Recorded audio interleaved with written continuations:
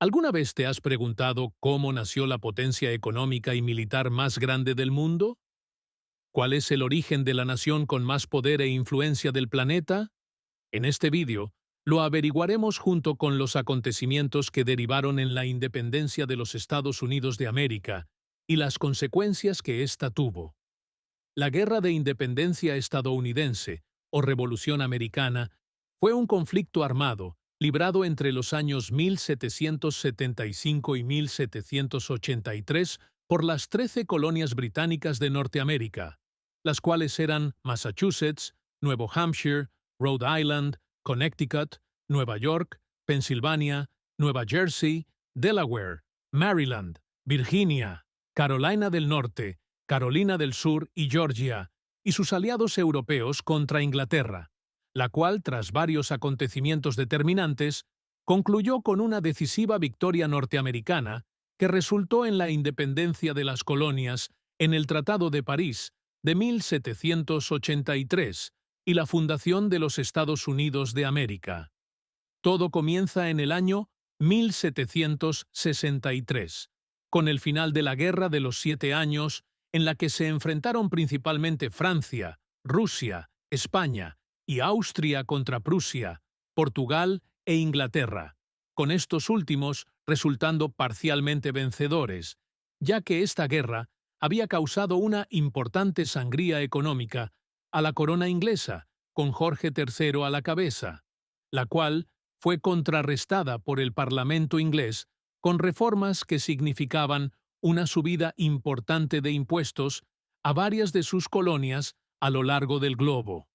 Sin embargo, la imposición de la Ley del Sello de 1765 a las 13 colonias, la cual indicaba que la mayoría de los materiales impresos en las colonias fueran publicados en papel sellado y producido en Londres, además de estar timbrado con sello fiscal con relieve, sumada también la Ley del Té de 1773, la cual otorgaba una importante ventaja competitiva a la Compañía Británica de las Indias Orientales en el mercado del té, acrecentaron el descontento social y comercial, el cual culminó el 16 de diciembre de 1773 con el famoso Motín del Té, en el cual varios colonos arrojaron al mar 3 cargamentos de té de buques británicos en forma de protesta. Este evento sentó un precedente importante, sumado a la desconexión que los colonos sentían hacia la corona y el Parlamento inglés, fueron motivos de descontento popular en las 13 colonias, quienes se cuestionaban por qué debían acatar las órdenes de una corte y un rey que se encontraban a un océano de distancia, siendo que éstos realmente no habían hecho nada relevante por su desarrollo y prosperidad, sino todo lo contrario. Las ideas ilustradas traídas desde Europa impulsaron aún más todos estos ideales. Aunado a esto, el trato preferencial que Inglaterra daba a los colonos católicos francófonos de Quebec no hizo más que avivar la llama que cada vez se hacía más grande en las 13 colonias. La guerra, oficialmente, inició el 19 de abril de 1775, cuando soldados ingleses salieron de Boston para impedir la rebelión de los colonos, quienes en 1774 habían formado un congreso en contra de la servidumbre a los británicos, mediante la toma de un depósito de armas británico en la vecina ciudad de Concord. En el poblado de Lexington se enfrentaron a 70 milicianos. Alguien, nadie sabe quién, abrió fuego, y comenzó de este modo la Guerra de Independencia. Los ingleses tomaron Lexington y Concord, pero en su regreso hacia Boston, fueron hostigados por cientos de voluntarios de Massachusetts, resultando en las primeras bajas de la guerra.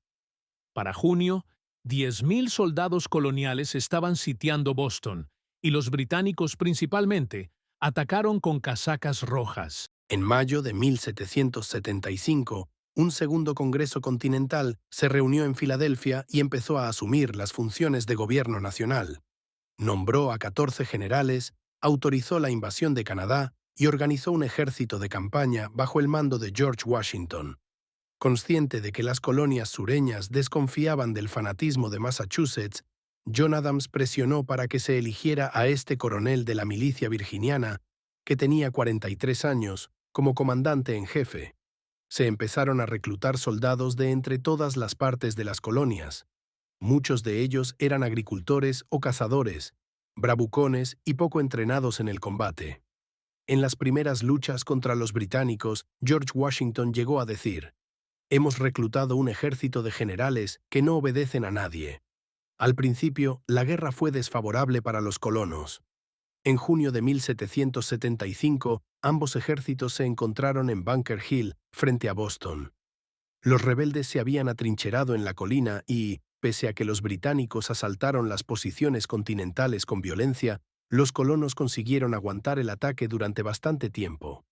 Cuando los últimos asaltantes logran llegar a la cima, las bajas británicas son de 800. Es una victoria pírrica para los ingleses. Los insurgentes, además, hicieron circular su versión de los hechos, que no era otra sino que se habían retirado simplemente por la falta de munición y no por el empuje de los casacas rojas. El 2 de julio de 1776, el Congreso finalmente resolvió que estas colonias unidas son y por derecho deben ser estados libres y soberanos. El 4 de julio de 1776 se reunieron 56 congresistas estadounidenses para aprobar la Declaración de Independencia de los Estados Unidos, que Thomas Jefferson redactó con la ayuda de otros ciudadanos de Virginia.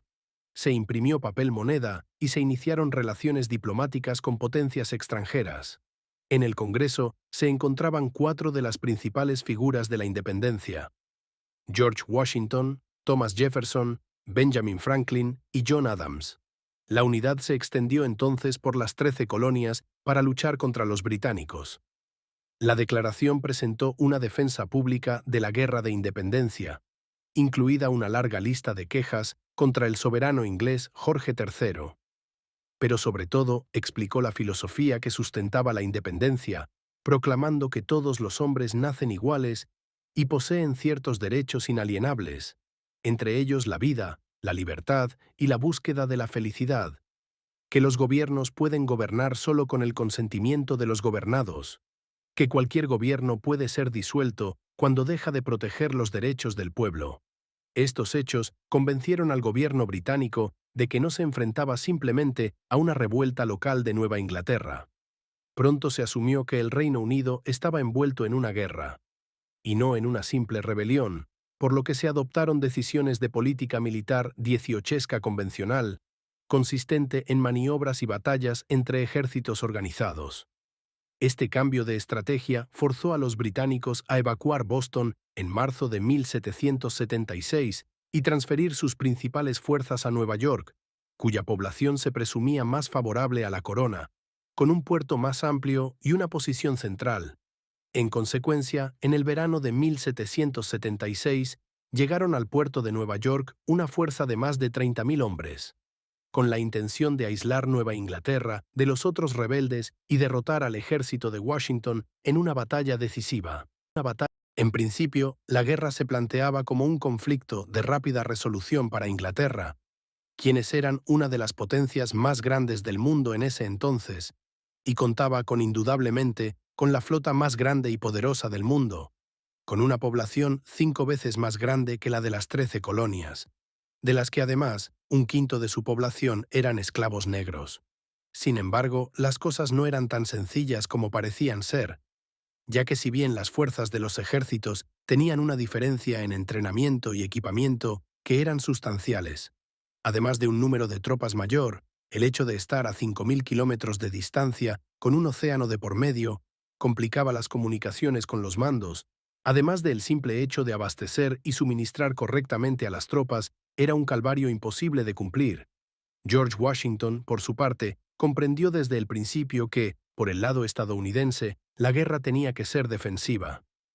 Aunque nunca actuó como cabecilla guerrillero y se concentró todo el tiempo en crear un ejército profesional con el cual pretendía batir a los británicos en una batalla abierta, en realidad sus tropas pasaban buena parte del tiempo librando escaramuzas con el enemigo, acosándolo y privándole de comida y habituallamiento siempre que era posible aplicando una estrategia de guerra de guerrillas, y esto provocó que los ingleses no comprendieran a qué se enfrentaban. Esto llevó a una verdadera revolución que contaba con un apoyo generalizado de la población.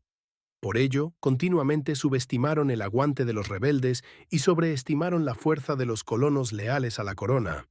Las cosas empezaron a cambiar en octubre de 1777, cuando un ejército británico bajo el mando del general John Burgoyne se rindió en Saratoga, en el norte del estado de Nueva York. Este fue el golpe de gracia y propagandístico que necesitaban los colonos para su independencia. Desde Canadá llegaron indios, dirigidos por Joseph Brant, a favor de los británicos porque los colonos les estaban expropiando sus tierras cada vez más. Sin embargo, fueron interceptados y tuvieron que presentar batalla en Freeman, cerca del río Hudson.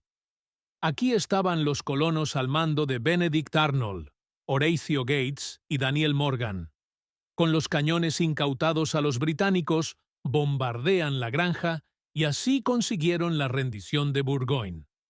Alentados por la victoria de Saratoga, Francia y España veían la oportunidad como una ocasión de oro para lograr la revancha del desastroso Tratado de París de 1763, con el que concluyó la Guerra de los 7 Años.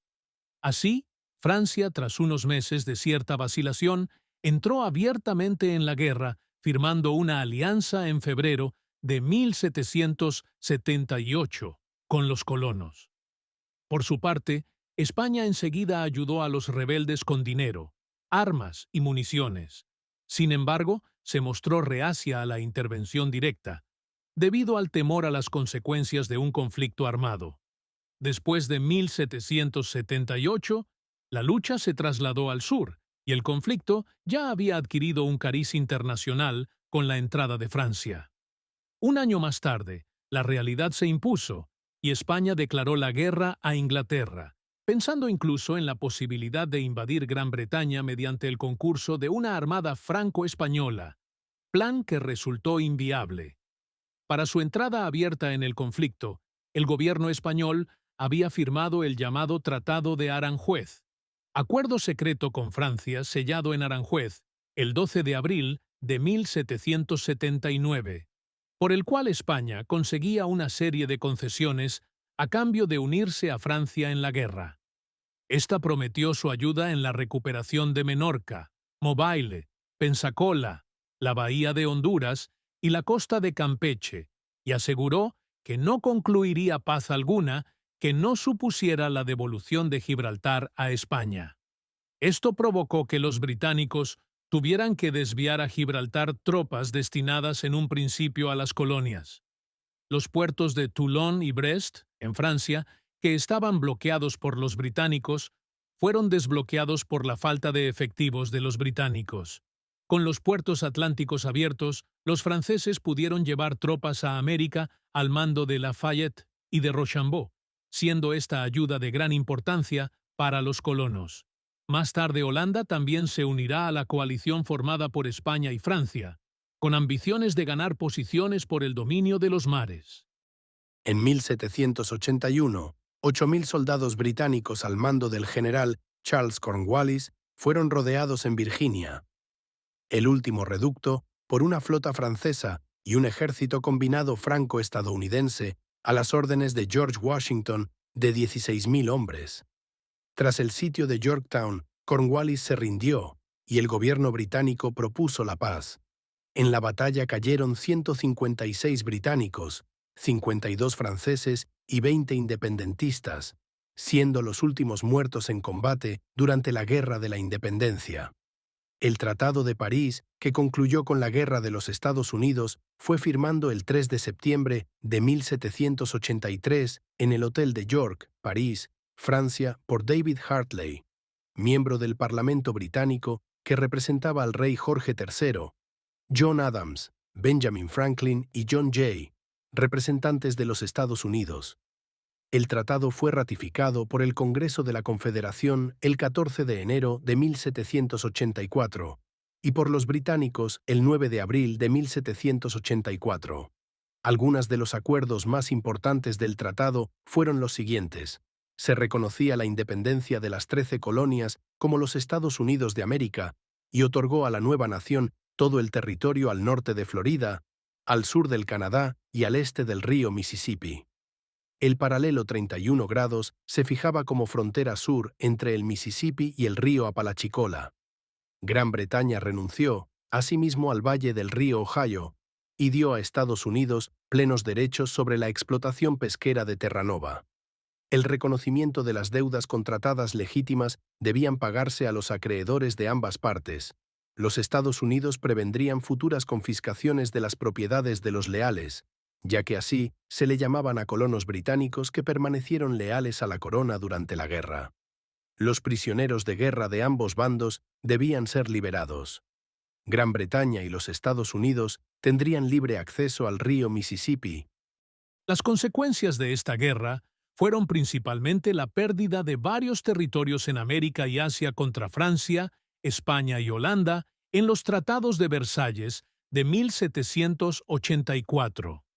Pero quizás la consecuencia más importante de la independencia norteamericana fue mostrar al resto de colonias y virreinatos del continente americano que los imperios europeos no eran invencibles, y esto, junto con las ideas ilustradas, provocaron el surgimiento posterior de movimientos insurgentes que desembocaron en las independencias de varios nuevos estados americanos.